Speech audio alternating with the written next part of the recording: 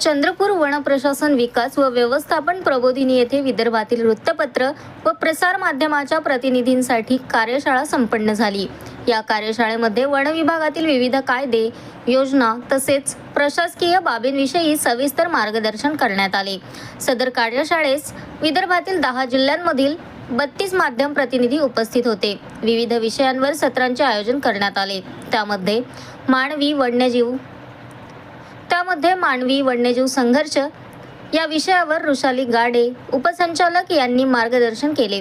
One कायद्यांबाबत हनुमंत जाधव उपसंचालक यांनी माहिती दिली। वन्यजीव संवर्धन विशेष संदर्भ ताडोबा अंधारी व्याघ्र प्रकल्प या विषयावर अनिरुद्ध ढगे सहाय्यक वनसंरक्षक ताडोबा यांनी सविस्तर विवेचन केले। तसेच भारतीय वनस्थिती अहवाल 2023 या विषयावर पी.ए. सुतडे यांनी मार्गदर्शन केले। प्रभावी संवादाचे महत्त्व या विषयावर सत्रसंचालक सी.एफ.ए. खुशाल रामगिरकर यांनी मार्गदर्शन केले। या दरम्यान माध्यम प्रतिनिधींना ताडोबा अंधारी व्याघ्र प्रकल्प येथे अभ्यास दौऱ्याचे आयोजन करण्यात आले। तसेच जैवविविधता उद्यान विसापूर येथे सुद्धा भेट देण्यात आली। आपण त्या ॲनिमल्सना डिस्प्ले करू शकत नाही का? कारण की ते जे आहे तांत्रिकरित्या जर आपण बघितलं तर ह्युमन इम्प्रिंटिंग नावाचा एक कॉन्सेप्ट आहे की मानवाचा त्यांच्या ह्याच्यावरती कमीत संबंध यायला पाहिजे। सो जर आपण टुरिस्टना तिकडे अलाउ केलं तर मग ते विचलित होतात वन्य प्राणी, आणि विचलित झाल्यामुळे ते तिकडे जे त्यांचे केज आहेत केजला आपटतात, मग त्यांचा स्वभाव उग्र होऊन जातो आणि त्याच्यामुळे ते असं आढळलं आहे की आपल्या स्वतःला इजा करून घेतात। That is also not desirable.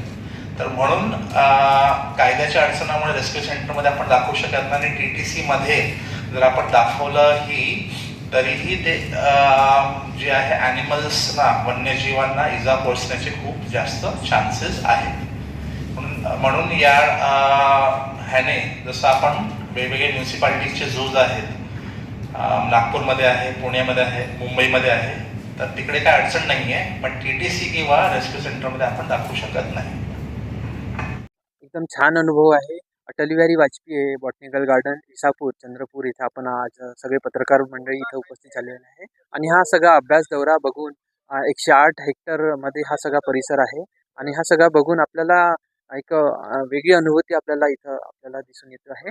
आणि विद्यार्थ्यांसाठी असो किंवा पत्रकारांसाठी असो किंवा समाजातील नेते असतील यांच्यासाठी हा एक आदर्श आहे, आणि भारतभरातून सगळ्यात मोठा हा बॉटनिकल गार्डन असावा, कारण की इथं सगळ्या गोष्टींचा संगम आहे। अमेरिकेतील मासेही इथे ठेवलेले आहेत, किंवा पोपट असतील किंवा विविध प्राण्यांची सगळी कातळे असतील, या सगळ्यांचा बघून आपल्याला एक विचार करता येईल की सगळ्या गोष्टींचा संगम म्हणजे आपण चंद्रपूर जिल्ह्यात आल्यानंतर ताडोबाला व्हिजिट करूच, वाईल्ड लाईफ बघू, पण बॉटनिकल बघितल्यानंतरच आपण इथून बाहेर पडायला पाहिजे। सगळ्या जनतेला एक विनंती करू आपण की इथं चंद्रपूरला एक व्हिजिट दिल्यानंतर इथं प्रकर्षाने आपण आलेच पाहिजे, आणि या ठिकाणी आपण सगळा अभ्यास पूर्ण ह्या सगळ्या गोष्टी बघितल्या पाहिजे, तसं या ठिकाणी सांगू शकतो।